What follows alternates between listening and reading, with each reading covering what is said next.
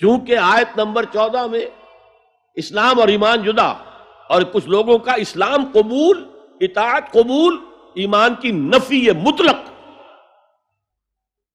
لم تؤمنوا ولما يدخل الایمان فی قلوبکم، اسلام اور ایمان کو جب علیحدہ علیحدہ اس طرح کر دیا، نیچرلی اب ایک سوال پیدا ہوتا ہے کہ پھر مومن کو ڈیفائن کیجئے. who is a مومن؟ we want to be acknowledged as مومنز. کیا پری ریکویزٹس ہیں، کیا شرائط ہیں؟ اور یہ آیت اگلی اس اعتبار سے قرآن مجید کی اہم ترین آیت ہے، a comprehensive definition of who is a مومن، جس کو اصطلاح میں کہا جاتا ہے جامع و مانع تعریف. جامع اور مانع تعریف، کسی چیز کو ڈیفائن کریں اس طریقے سے کہ کوئی شے جو اس کے باہر ہے وہ اس میں داخل نہ ہو جائے، اور کوئی شے جو اس کا جز ہے باہر نہ رہ جائے. جامع بھی ہو، اس کے تمام اجزاء اس میں آ جائیں، اور مانع ہو کہ کوئی شے جو اس سے مناسبت نہ رکھتی ہو اس میں شامل نہ ہو سکے. جامع و مانع تعریف مومن کی وہ اس آیت میں، آیت نمبر 15. انما المؤمنون الذین آمنوا باللہ ورسولہ ثم لم یرتابوا. اب یہاں بھی وہ اسلوب حصر ہے، انما، اور حصر کا مفہوم میں کئی دفعہ سمجھا چکا ہوں کہ آپ کہیں کہ زید عالم ہے، اس سے دوسروں کے علم کی نفی نہیں ہوئی، اور بھی ہو سکتے ہیں. زید ہی عالم ہے تو دوسروں کی نفی ہو گئی کہ اس مجمع میں صرف ایک عالم ہے اور وہ زید ہے، باقی کوئی عالم نہیں. اسے حصر کہتے ہیں.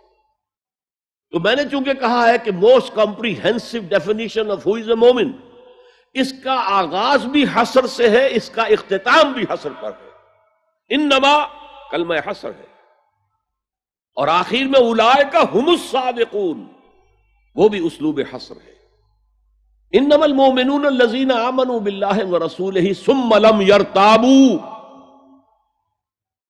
مومن تو صرف وہ ہے جو ایمان لائے اللہ پر اور اس کے رسول پر، پھر شک میں ہرگز نہیں پڑے. یہ پھر لم آ گیا، یہاں مرتابو نہیں آیا، لم یرتابو، ہرگز شک میں نہیں پڑے. یہ واحد مقام قرآن کا جہاں پر کہ یہ لفظ اضافی طور پر آیا ہے ایمان کے بعد.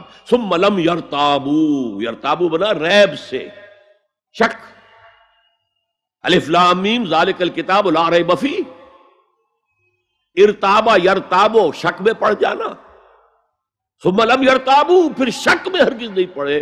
ان کا دل ایمان پر یقین کے ساتھ معمور ہو گیا. چنانچہ پازیٹو انداز میں یہی شان بیان ہوئی ہے صحابہ کی اکثریت کی اسی سورہ حجرات میں. فرمایا گیا صحابہ کرام سے وَلَٰكِنَّ اللَّهَ حَبَّبَ إِلَيْكُمُ الْإِيمَانَ وَزَيَّنَهُ فِي قُلُوبِكُمْ. اللہ نے تو تمہارے نزدیک ایمان کو محبوب بنا دیا ہے اور تمہارے دلوں میں کھبا دیا ہے، مزین کر دیا تمہارے دلوں کو ایمان سے، منور کر دیا تمہارے دلوں کو ایمان سے. تو یہاں فرمایا انما المؤمنون الذین آمنوا باللہ ورسولہ ثم لم یرتابوا، اضافی شرط.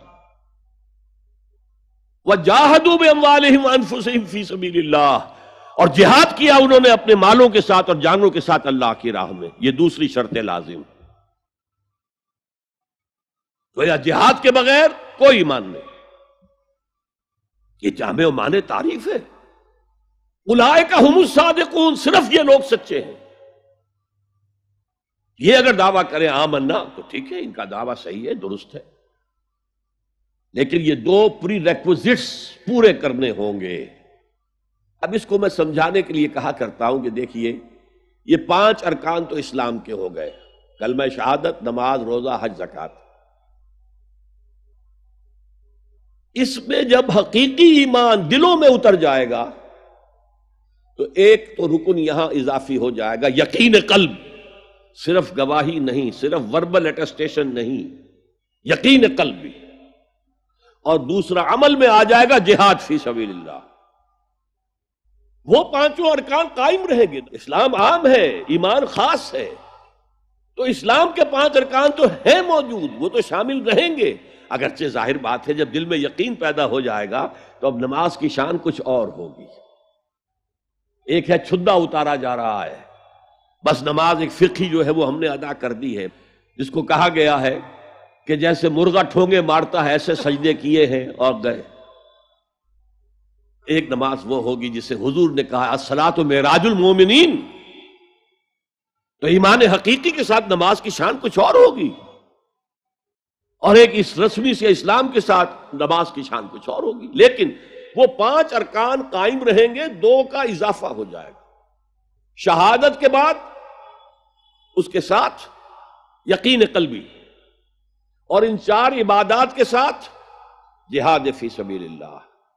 یہ جو رے آف لائٹ کا جو اسپیکٹرم بنتا ہے اسے پرزم میں سے جب گزارے تو 7 روشنیاں نظر آتی ہیں، وہ تو نظر آتی ہے، 2 اور بھی ہیں جو نظر نہیں آتی، الٹرا وائلٹ، انفرا ریڈ۔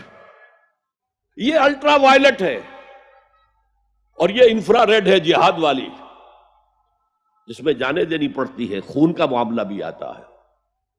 یہ گویا کہ حقیقی ایمان کے 7 ارکان ہو جائیں گے، 5 جمع 2، تب وہ شخص مومن کہلانے کا مستحق ہوگا۔ خليل بالقرآن هو إمامنا على هداية الله آمتنا، كلام ربنا هدايتنا، عطاء جبريل على رسولنا